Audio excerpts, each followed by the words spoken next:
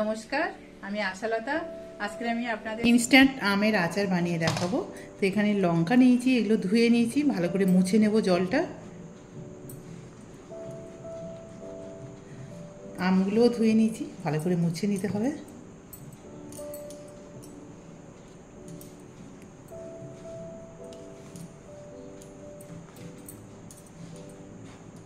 একদম যেন জল না লেগে থাকে।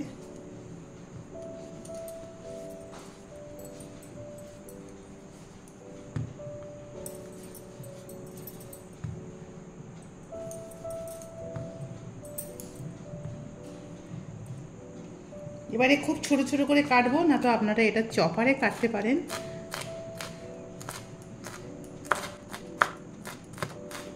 তাহলে কি হবে, খুব তাড়াতাড়ি এটা নরম হয়ে যাবে।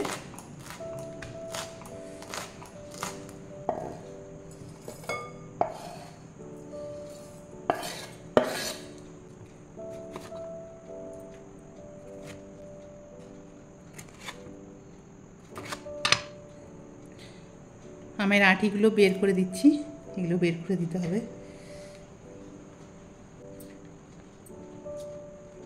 আমটাও একটু ছোট ছোট করে কাটবো।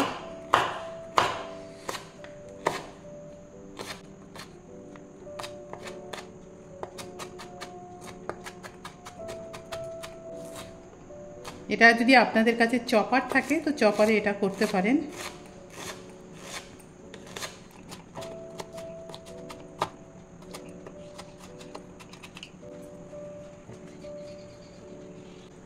আমের অর্ধেক আমি লঙ্কা নিয়েছি, আপনারা ঠিক ওইভাবে নেবেন।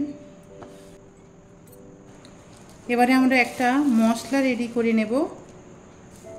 জিরা নিয়ে নিলাম 1 টেবিল স্পুন, মৌরি নিয়ে নেব এখানে 2 টেবিল স্পুনের মতো, সর্ষে নিয়ে নিচ্ছি এখানে 3 টেবিল স্পুন, মেথি নিয়ে নিচ্ছি 1 টিস্পুন। এবারে এই মশলাটা আমরা রোস্ট করে নেব। এবার আমরা 1-2 মিনিট এই মশলাটা একটু রোস্ট করে নেব।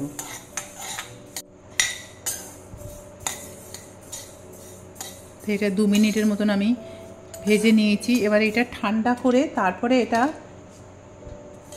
পাউডার করে নিতে হবে। একটু মোটা মোটা করে পাউডার করে নেব, খুব একদম ফাইন পেস্ট পাউডার করার দরকার নেই, ফাইন পাউডার এমনি করে নেব। তো এটা একটু ঠান্ডা হতে দেব। এবার আমি এখানে সর্ষের তেল গরম করে নেব। আচারে সবসময় গরম করে দেবেন তেলটা।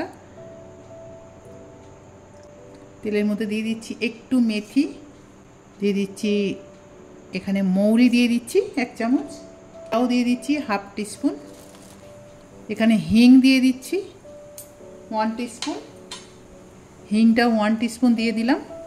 চিলি পাউডার দিয়ে দিচ্ছি, এটা দিলে কালারটা ভালো হবে।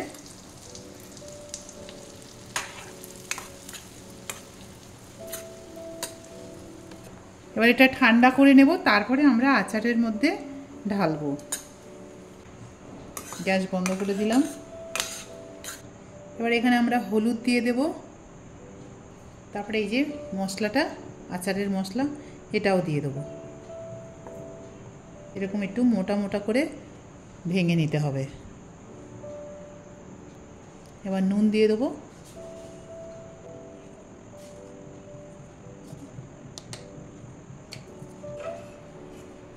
এবার আমাদের এই যে তেলটা গরম করে নিয়েছি, এবারে এটা ঢেলে দেব।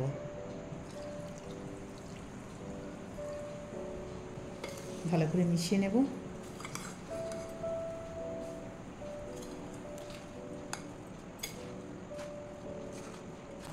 এবার এটা আমরা একটা কাঁচের জারের মধ্যে রেখে দেব, খুব ভালো করে মিশিয়ে নেব।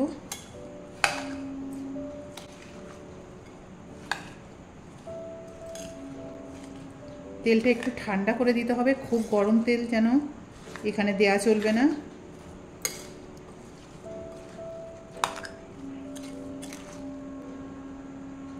এটা মেশানো হয়ে গেছে। এবারে আমরা চলুন একটা এয়ারটাইট কাঁচের জারের মধ্যে রেখে দেব। তো এবারে আমি একটা জার নিয়েছি, জারটা খুব ভালো করে ধুয়ে শুকিয়ে নিয়েছি। এরকম করে আপনারা নেবেন, না তো আচার খারাপ হয়ে যাওয়ার ভয় থাকে। তো এবারে আমি এই জারের মধ্যে ভরে দেবো।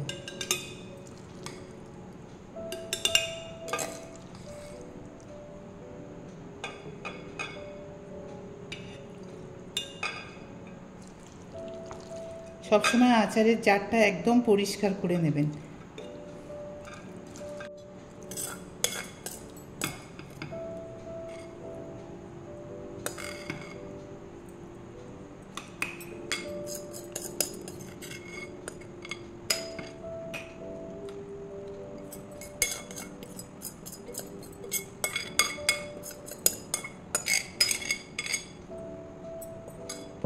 এবারে এই আচারটা আপনারা 2-3 দিনই রোদে রেখে দেওয়ার পরে ব্যবহার করবেন, দেখবেন একদম রেডি হয়ে যাবে। তো আর এটা যখন রোদে রাখবেন তখন একটা মুখে এরকম কাপড় দিয়ে দেবেন, এমনি ঢাকনা দেবেন না, এটা কাপড়টা বেঁধে দেবেন। এইভাবে একটা গার্ডার দিয়ে এই কাপড়টা বেঁধে রোদে দেবেন, ঢাকনা দিয়ে দেবেন না, তাহলে ওর মধ্যে যে একটা ভাপ তৈরি হবে সেটা আচারে পড়ে আচার খারাপ হয়ে যাবে। সেই জন্য আপনি কাপড় দিয়ে রোদে দেবেন, তাহলে ধুলোটাও ভিতরে ঢুকবে না, আর আচারটা খুব তাড়াতাড়ি এটা রেডি হয়ে যাবে, তৈরি হয়ে যাবে। তো এইভাবে আপনারা এই আচারটা বানাবেন। কেমন লেগেছে ভিডিওটা আপনারা অবশ্যই কমেন্ট করে জানাতে পারেন। আমার এই রেসিপিটা যদি আপনাদের ভালো লাগে তাহলে লাইক করবেন, শেয়ার করবেন, সাবস্ক্রাইব করবেন, আর আমার বেল আইকনে ক্লিক করবেন, তাহলে নতুন নতুন ভিডিওর সাথে আপনারা আপডেট থাকতে পারবেন। নমস্কার।